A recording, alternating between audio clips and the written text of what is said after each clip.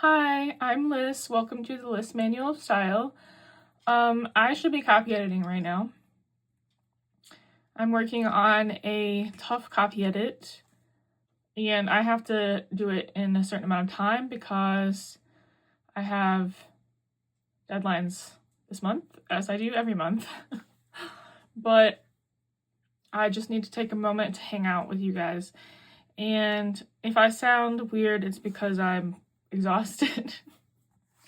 Anyways, today we are going to talk about the Pilot Kakuno.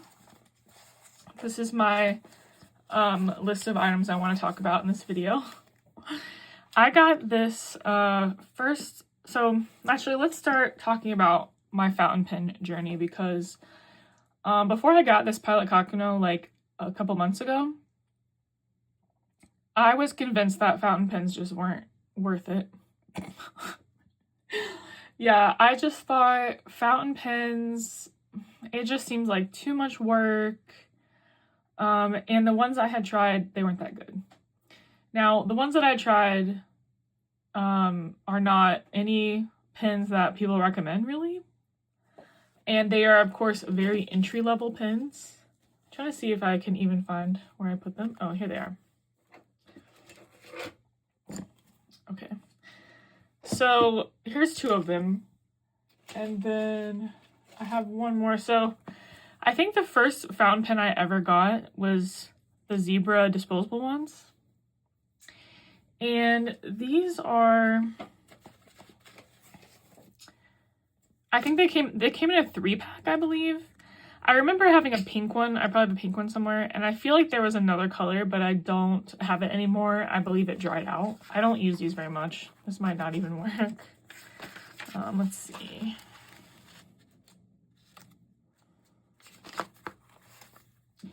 This is a pocket bullet journal, by the way. So let's see if this one even writes.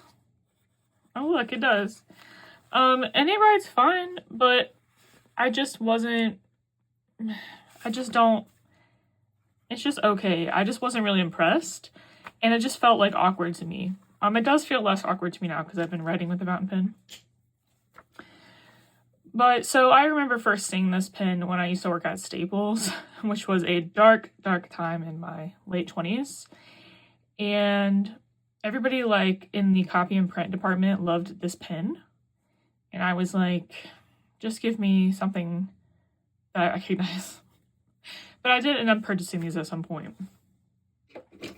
Then I tried the Pilot Varsity, which, you know, it's fine, but it's just so dark and heavy, and I do not like a dark and heavy pen.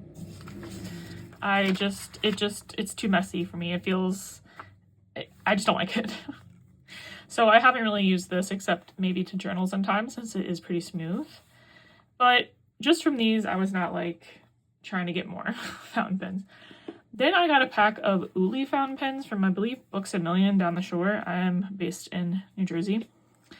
And I like the way this looks. I mean, it's pretty cool, but I just hate the ink, and you're gonna see why.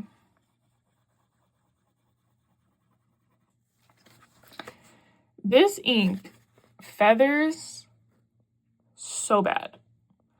By the way, if you hear licking sounds in the background, it's my cat. But yeah, so I hate this pen. It doesn't work on Leuchtturm and like basically everything works on Leuchtturm. Everything but a freaking Sharpie works on Leuchtturm.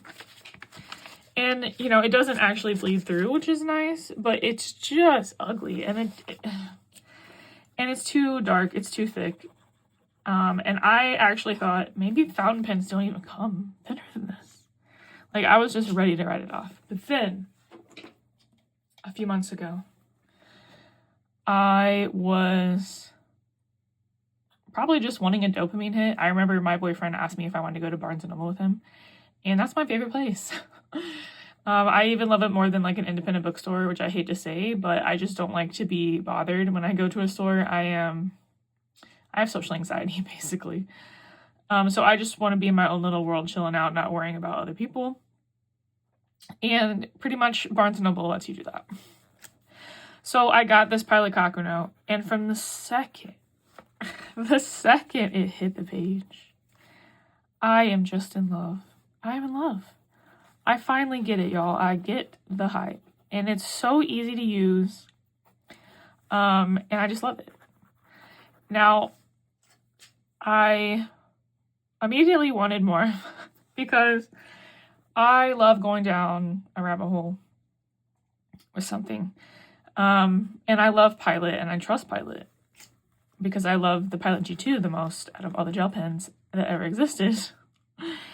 And with this fountain pen experience and it being so affordable, I was like, oh my gosh, there's a world of fountain pens out there that I have not even touched. So I went on AliExpress and I found a bunch of Pilot Kakunos. And I ended up ordering this one, which it is exactly the same. These are both fine tip. And I ended up ordering this green one. And I love it. I feel like, maybe I'm delusional, but I feel like this nib, even though they're both fine, it feels juicier. Like the ink is juicier. And maybe I squeezed it too hard when I put it on the first, or like installed the cartridge, which these are the cartridges that come with it. Actually, no, sorry, they don't come with it. These are the cartridges that work with this pen. And it comes with one of these when you get it. And yeah, so I will tell you about my mistake with the cartridge. So I've had this pink pen long enough to use up a whole cartridge, which I was surprised by, like, how long these don't last. And so probably eventually when I get some, like, you know, disposable income, some more disposable income, I can get like a converter and experiment with that. But so I used up the whole cartridge and I was like, I need to clean it, right? Now I probably did not need to clean this fountain pen.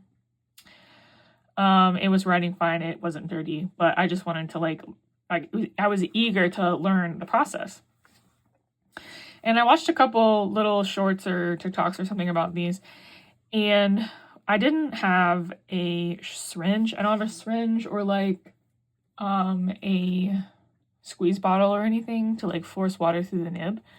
So what I did was I took it apart. I threw away the old cartridge, which now I have seen some more videos and I realized that I could have saved that because you can actually get like a syringe and some ink and like refill the cartridge with ink and then put the cartridge back in. So I'll probably try to save the empty cartridges from now on just in case, or at least a couple of them. And because, you know, it would be better to be more eco-friendly and also just not be like having to buy refills all the time.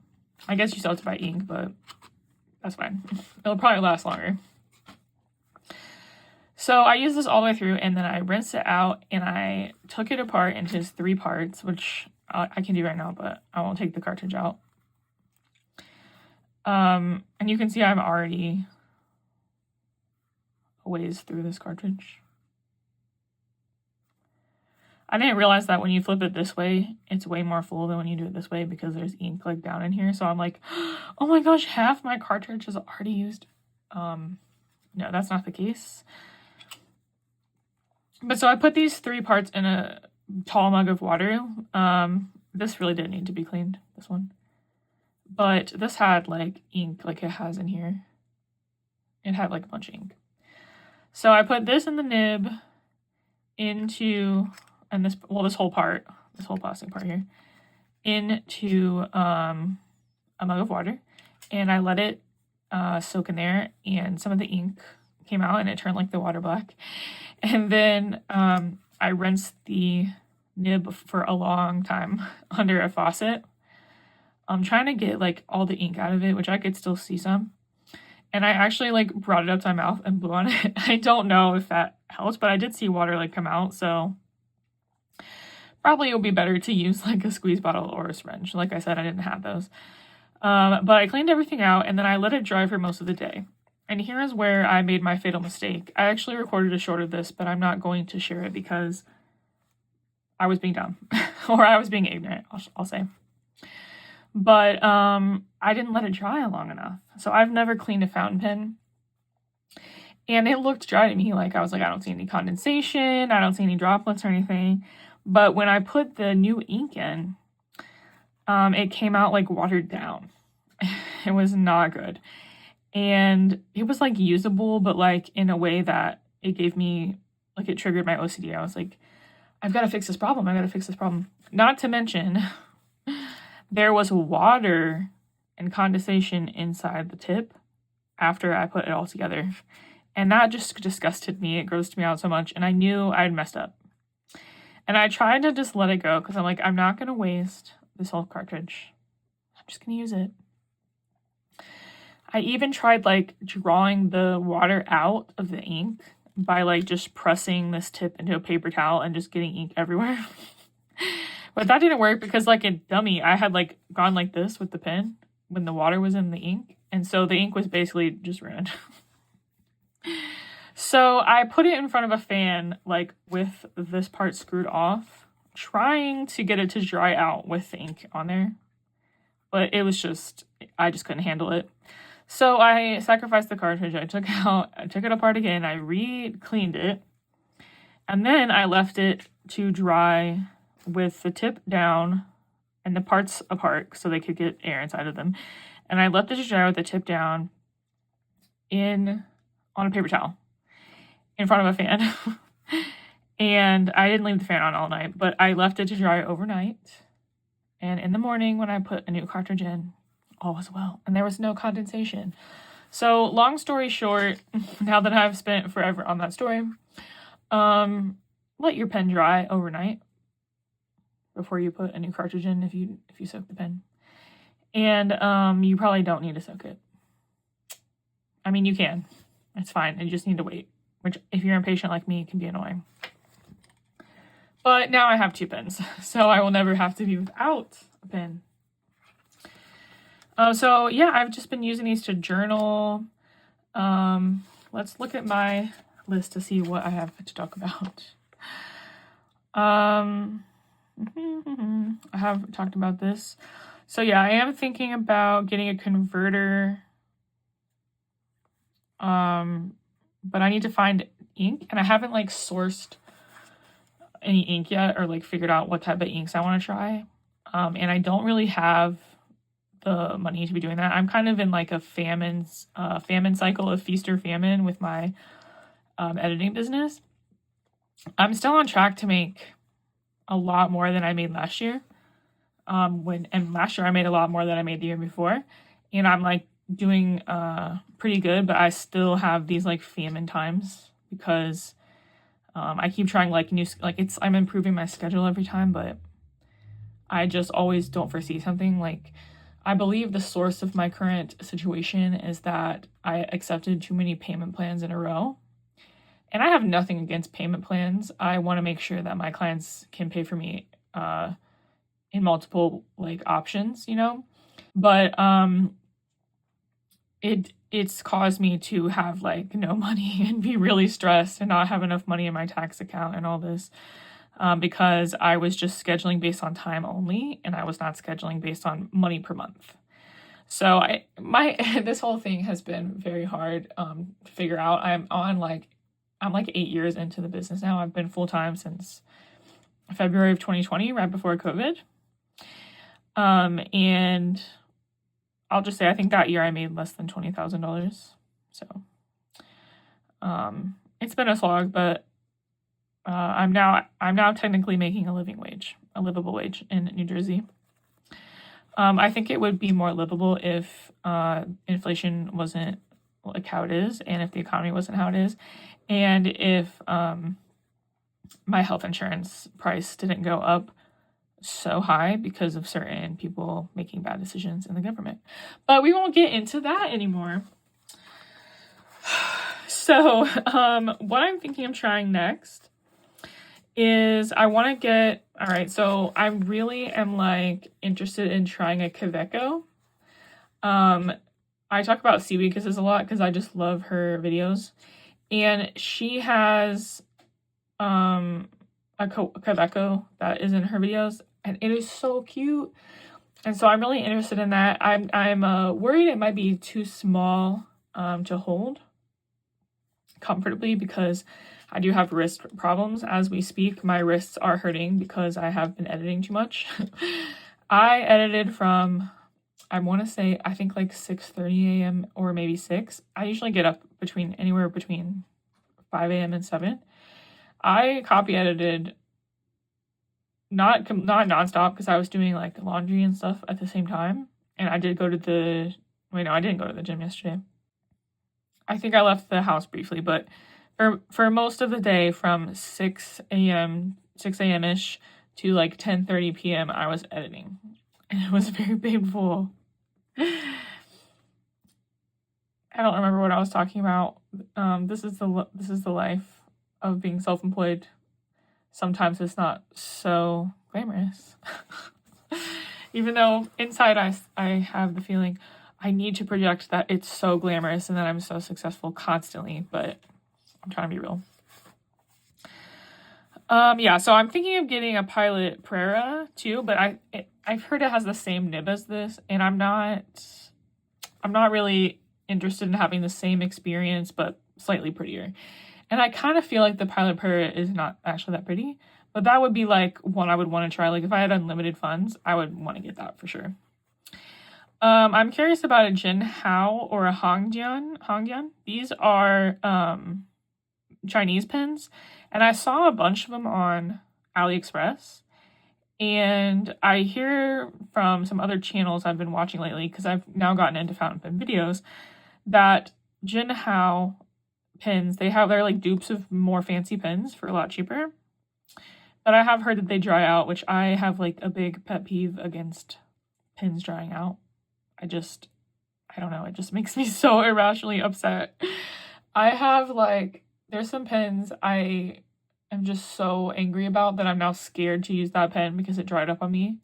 Like when I was using the black one of this Zebra Sarasa R, well, I was like journaling and it dried out in the middle and I didn't have a pen next to me, and I was like, this is egregious. What insolence of this pen to dry out on me. So I probably actually won't end up trying the Chanel. I find the Lamy Safari low-key hideous. I'm sorry. I know a lot of people like the Lamy Safari and it's probably amazing. And I want to try it for that reason. But it's so ugly. So I'm not sure. And I probably wouldn't want to spend more on like another type of Lamy.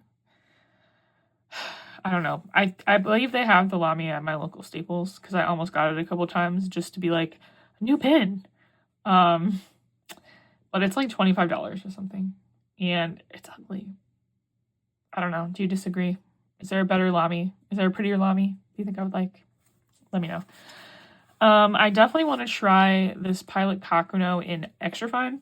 While the Pilot Kakuno fine works amazing on my Moleskine Expanded that I have in hardcover, I feel like this one was made in Taiwan or Ecuador, but I didn't keep the paper.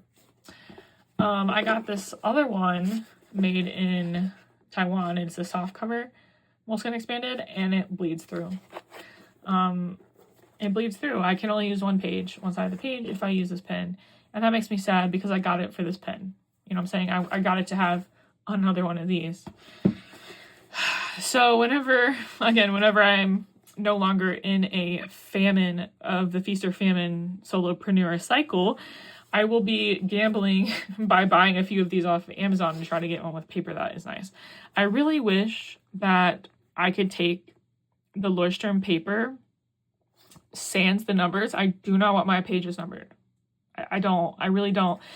That's actually why I like the Moleskine better, because it doesn't, that's a big reason, I think. I'm just realizing that. But I don't want my pages numbered.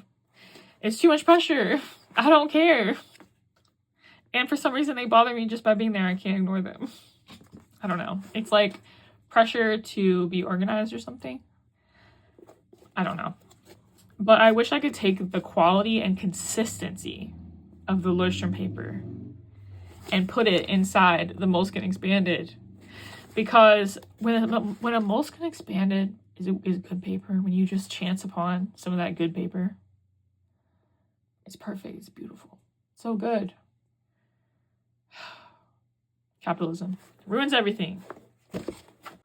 Oh, I also will say there's one more thing I'll share. I don't know where they are, but I was, so I used to go to Michael's a lot for my dopamine. I currently am more likely to go to like Staples or Target's office supply section. But I used to go to Michael's, and I used to, because I make a lot of like notebook covers like this one, which I just posted a video talking in depth about how I made this cover out of craft text. So I'll link that in the description. But so at Michael's, they have pens, and of course they're more for like artists, not necessarily people writing and journaling like me. But I figured I like some of their pens. I used to buy a lot of pens from there, so why not try a fountain pen from there? And it's like one for probably drawing. I didn't realize, and I hated it. What I thought I could do some type of like calligraphy with it. I was trying to get into, now that I remember, I was trying to get into black letter calligraphy, like the Gothic style, with the Pilot. There's a Pilot pen that I got that I did not like using at all. That type of lettering is not for me. But I got a fountain pen at the same time, and I hated it. It was just so bold. It must have been like a broad nib or something. It said medium or fine, I think I said on it, maybe medium. But I just wasn't, I wasn't into it. So if you're someone who wants a pen that's gonna behave like a gel pen, like a Pilot Kakuno is it. It's amazing. It's so good. It's like if you like the Pilot G2 0.038 millimeter, you'll probably like this one. And, oh, I just remembered why I wanted to talk about the extra fine. So the extra fine, I'm hoping it will work in this notebook because it'll have less ink. And I've watched some videos like comparing the inks between the fine and the extra fine. And it seems like it doesn't get into the paper as much, which makes sense. So I think possibly it would work on this paper because this paper is really nice feeling. It's just for some reason it is not holding up under the Kakuno. So yes, thank you for listening to me ramble about fountain pens. I would like to hear anyone's thoughts in the comments. You know, nice things. And please subscribe. Thank you so much for watching. Bye.